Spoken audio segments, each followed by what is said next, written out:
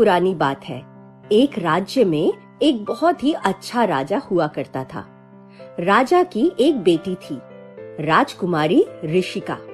ऋषिका बहुत बुद्धिमान और सुंदर थी। दूर दूर के राज्यों में सब उसके बारे में जानते थे। एक दिन अचानक जंगल में शिकार करते वक्त राजा का देहांत हो गया।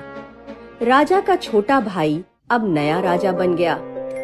नया राजा बहुत ही बेईमान था और अपने फायदे के लिए वो ऋषिका की शादी पड़ोस के एक दूसरे बेईमान राजा से करवा देना चाहता था।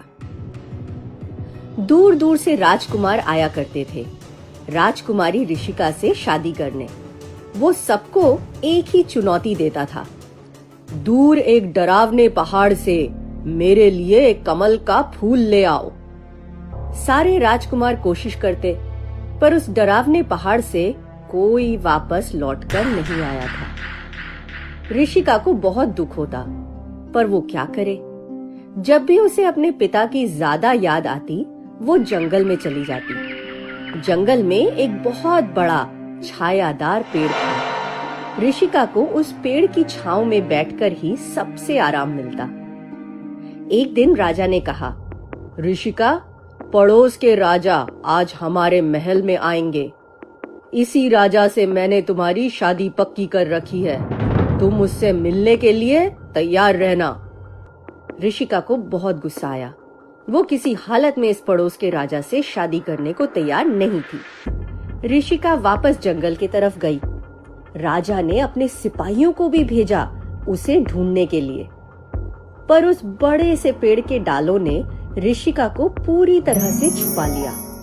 सिपाहियों के जाने के बाद ऋषिका बोली, पेड़, इस दुनिया में सिर्फ तुम्हारे ही पास मुझे सुकून मिलता है।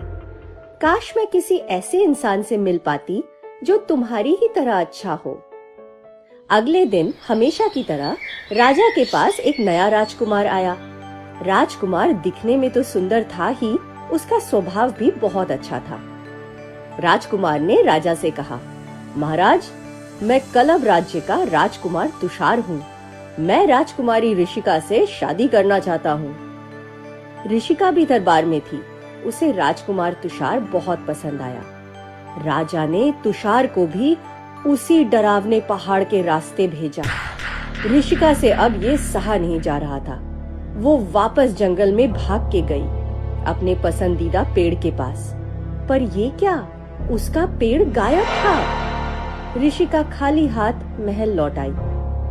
इधर राजकुमार तुषार सबको हैरान करके डरावने पहाड़ से वो कमल लेकर लौट आया।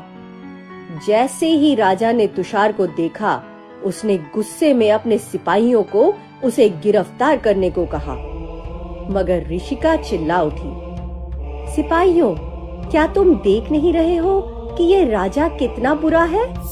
अगर तुम्हें मेरे पिता याद है तो वही करो जो सही है। सिपाही रुक गए और फिर कुछ ही पल में वो राजा की तरफ बढ़े और उस पे ही हथकड़ियां डाल दी। तुषार और ऋषिका की अब शादी होने वाली थी। सारा महल खुशी से भरा हुआ था। तभी तुषार ने फुसफुसाते हुए ऋषिका से कहा, ऋषिका, तुम जानती हो कि वो पेड़ जंगल से क्यों गायब हुआ?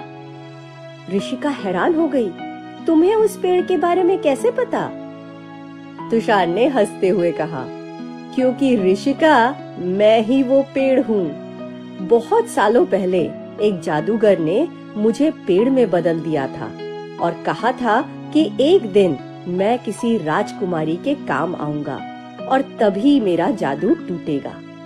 तुम्हें सिपाहियों से छुपाने की वजह से उसका जादू टूट गया और अब हम हमेशा के लिए खुशी खुशी रह सकेंगे।